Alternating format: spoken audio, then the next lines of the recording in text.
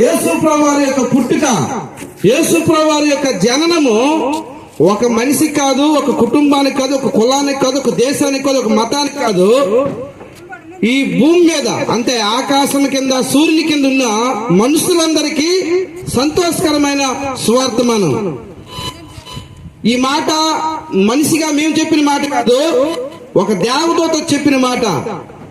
ఇది ప్రజలందరికీ కలగబో మహా సంతోషకరమైన సువార్తమానము నేడు మీకు తెలియజేయచ్చున్నాను. ఏంటి ప్రజలందరికీ మహా సంతోషకరమైన సువార్తమానం అంటే, నేడు రక్షకుడు మీ కొరకు పుట్టి ఉన్నాడు.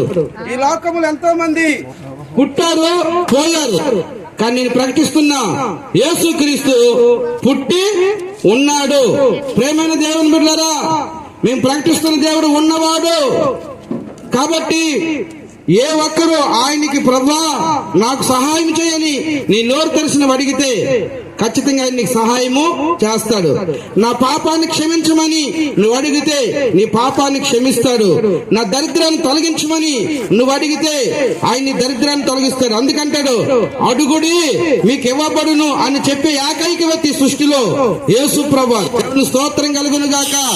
కాబట్టి ప్రేమైన దేవుని బిడ్డ, నీ జీవితంలో ఏ కష్టం ఉందో, నీ ఇంట్లో నీ బ్రతుకులో ఏ సమస్య ఉందో ఆ విషయమై నేను ప్రకటిస్తున్న యేసు ప్రభు దగ్గరికి వచ్చి నువ్వు అడిగితే సహాయం చేసే దేవుడు, వెతికితే దొరికే దేవుడు, ప్రేమ గల దేవుడు, మంచి దేవుడమ్మా. కాబట్టి దేవుని గురించి మీకు చెప్పడానికి మేము సంతోషిస్తున్నాం. ఎందుకంటే మీకు కూడా అదే సంతోషం కలుగుతుంది. మామూలు సంతోషం కాదు. మంచి ఇల్లు ఉంది, సంతోషమే. ఒక మంచి సంబంధం సెట్ అయితే సంతోషమే. మంచి జాబ్ దొరికితే సంతోషమే. కానీ యేసుప్రభు ఏమని చెప్తానంటే, యేసుప్రభు గురించి ఎవరైతే తెలుసుకుంటారో వాళ్ళకి మామూలు సంతోషం కాదు, మహా సంతోషము. దేవుని స్తోత్రం. యేసుప్రభుని తెలుసుకుంటే మహా సంతోషం ఏంటో మేము అనుభవిస్తున్నాం. కాబట్టి ఆ మాటలు మీకు తెలియజేస్తున్నాం. కాబట్టి ప్రేమైన దేవుని పిల్లలారా, ప్రేమైన ప్రజలారా, ఈ సంతోషాన్ని మీరు అనుభవించాలని, ఈ సంతోషాన్ని మీరు పొందుకోవాలని ఈ మాటలు మేము తెలియజేస్తున్నాం. ఈ మాటలు చెప్పి మేము వెళ్ళిపోతాం.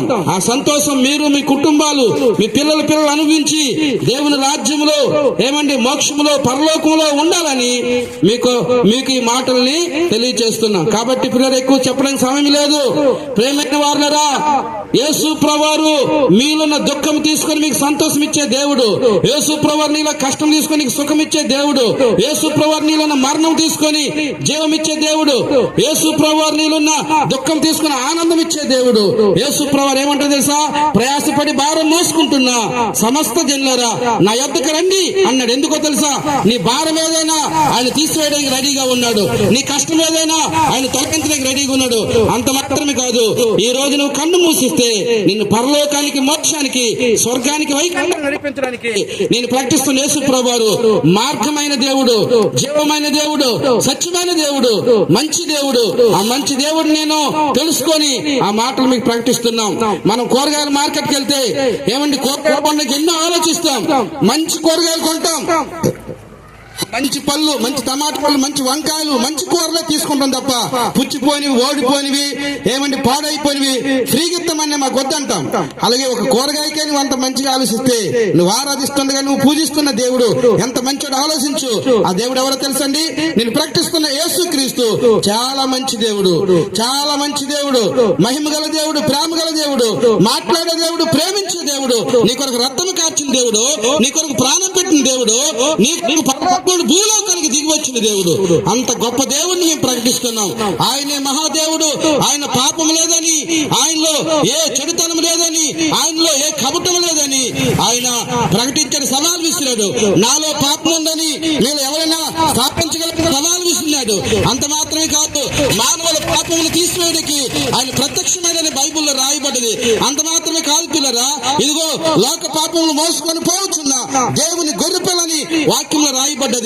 అంత మాత్రమే కాదు పిల్లరా, ఆయన మన పాపములు శాంతికరమై ఉన్నాడని. అంత మాత్రమే కాకుండా మన పాపములు కాదు, సర్వలోక పాపములు కానీ శాంతికరమై ఉన్నాడని దేవుని వాక్యం తెలియజేస్తుంది. కాబట్టి నేను ప్రకటిస్తున్న దేవుడు నీ పాపాన్ని తొలగించి నీకు మనశ్శాంతినిచ్చి, నెమ్మదినిచ్చి, నువ్వు చనిపోయిన తర్వాత మోక్షాన్ని తీసుకెళ్లే దేవుడు. దేవుడు. కాబట్టి ప్రియమైన దేవుని బిడ్డ, ఈ దేవుని యందు విశ్వాసం ఉంటే నీవు నీ కుటుంబం నిత్య జీవం పొందుతారు, నీవు నీ కుటుంబం రక్షణ పొందుతారు. కాబట్టి దేవుని రాజ్యం సమీపంగా ఉంది, మారు మనసు పొందమని ఈ మాటలు తెలియజేస్తూ ఈ మాటలు నేను ముగిస్తున్నాను. దేవుడి మాటలు దీవించును గాక. ఆమేన్. మీకోసం మేము ప్రార్థన చేస్తున్నాం. పరిశుద్ధ దేవా, ఈ యొక్క మాటలు